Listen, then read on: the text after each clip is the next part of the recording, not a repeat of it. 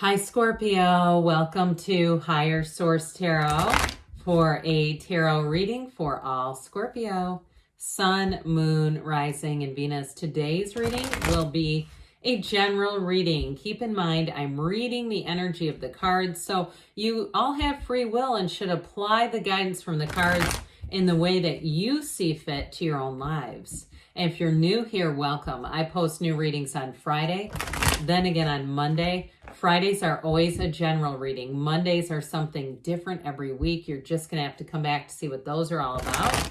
And if you like tarot and you like the channel, I'd love to invite you to subscribe to Higher Source Tarot. What advice do you have for Scorpio? Sun, Moon, Rising, and Venus. What does Scorpio need to know, please, for the best and highest good of all involved with Scorpio? Messages for Scorpio, please. All right, we will start here with the tarot, and then we'll have the angel answers. You've got the Eight of Swords. Oh my. That should help. The Ace of Swords, the Wheel of Fortune, the Page of Pentacles, the Six of Pentacles, the World. I like that, especially with the wheel. That's really nice. The Eight of Wands and the Four of Pentacles. Well, I do feel like with this, you've got a new cycle starting. So if you've been restricted with money, especially, or something with material, you've got it big time here with the 4, 6, and Page of Pentacles. I do feel like you're going to get information if you've been waiting for a job offer. If you just felt like your job, I heard, gives you the shits, like you don't want to go in there. I don't know why. Whoever that is, it's kind of funny. I feel like whoever's saying that says it in a funny way, but they really do want out. If that's you, you have a new offer. Pardon me on that, but either way. Others of you, though, if it's time, you've had a breakup and you've still kind of mentally been in the relationship, I feel like you're finally going to run free of that, be freed of that. There's something very much freeing about this energy that moves things forward. This is a great energy. I love the blue too, how that aligns. It's like it's a decorator's dream. It just looks great together. So this is where things pick up, and you have it here that something has not been moving forward. So finally, as things move forward, it's like it all goes in lockstep. It moves forward with ease and with some momentum too. So those of you that have been waiting and patiently or impatiently or restlessly, it's all okay. Any of the above are acceptable answers. This is where you go, thank God. I don't know if I could have waited another second for this. I don't know that I could have. And so it's just in the nick of time. So I do feel like with this energy, this Eight of Swords, this is a self-imposed prison. But I understand too, when you're dealing with the minutia of life and the day-to-day things that happen, this can be easier said than done. We say, well, just loosen the bandages, just take off the blindfold and walk forward. Well, yeah, but you don't understand the bills I have, the, intricacies of this relationship and what I thought it was going to be and it didn't. And, I understand. So I do feel like with this, it may have been a difficult battle. It does feel more like a mental battle, a mental prison, and sometimes overthinking. Now occasionally I'll get feedback about meditation and people say, oh, that doesn't work for me. Now, for me personally, I wrote a book in 2 weeks, and I believe it was due to being able to quiet my mind. I just think that for, me as a believer, that helps. But if you're a disbeliever, another thing that you could try, that I've had friends who say, I cannot quiet my mind. I'm just too busy and restless inside.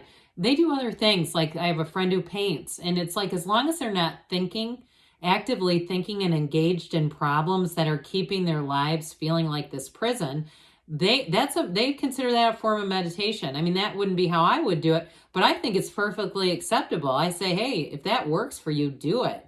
It does something to shut the brain off a little bit, because when we have all that noisy stuff, we can't get the good ideas. We're full. It's like when we talk about like the law of attraction and you're trying to attract a partner and your whole house is overflowing with stuff and you don't have room for the partner, or you park in the middle of the garage, or you're sleeping diagonally in the bed. We got to move over. We got to make some room. So for some, it's like get on your own side of the bed here with this Ace of Swords.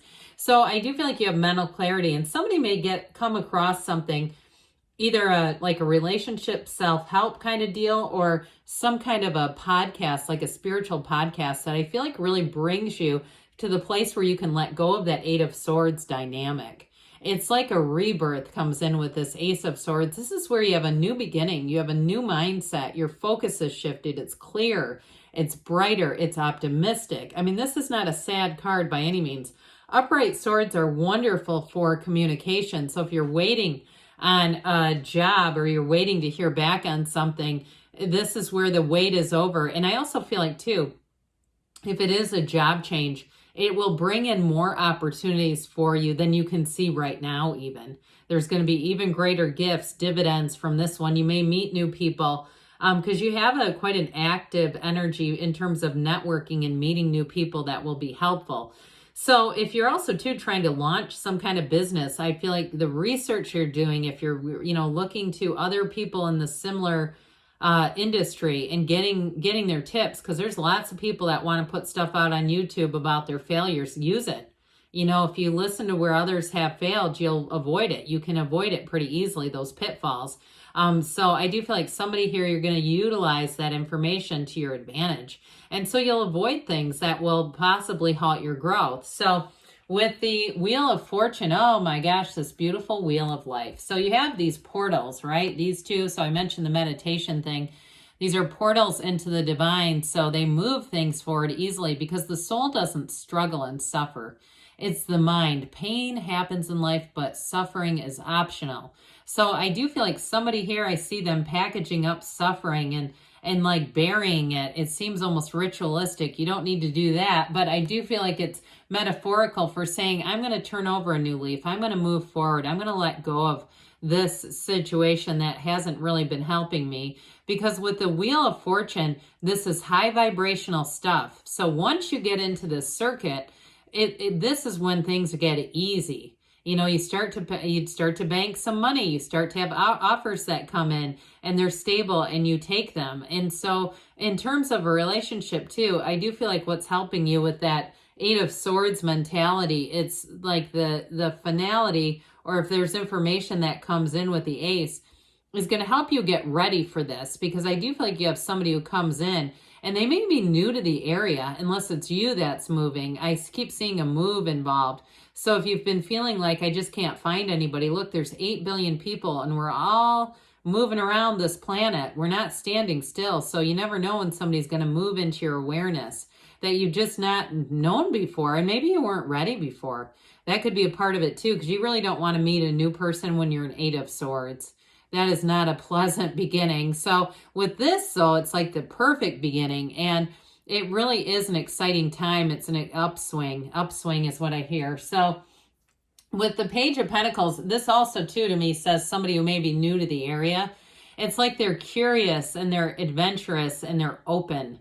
But with this, too, it may be an offer. It's a developing energy. So I feel like in some ways it may be you looking at that pentacle like, finally, this thing that I've coveted for so long, I finally got it.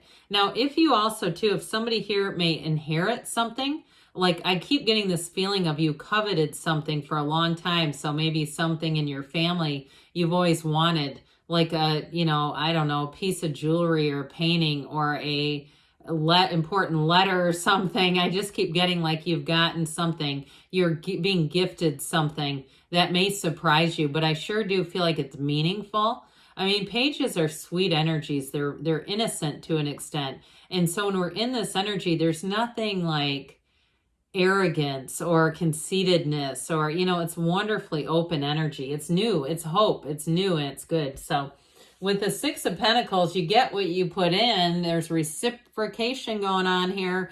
So for some, too, you may be balancing out some financial things. I also feel like, too, if you do change jobs, or even if you make a move and you sell something that brings you a little bit of cash, you're going to be smart about it with this Four of Pentacles. This is not, you don't see him throwing pentacles out a car window. That would be a fun modern day twist, wouldn't it? Like somebody is wasteful.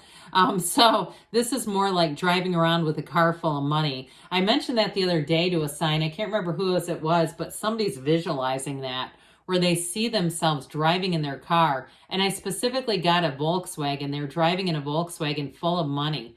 And so I do feel like that's part of the deal where we start to manifest more money because we see money around us. And especially too, when life starts to pick up and get busier, that speed is part of the frequency of money.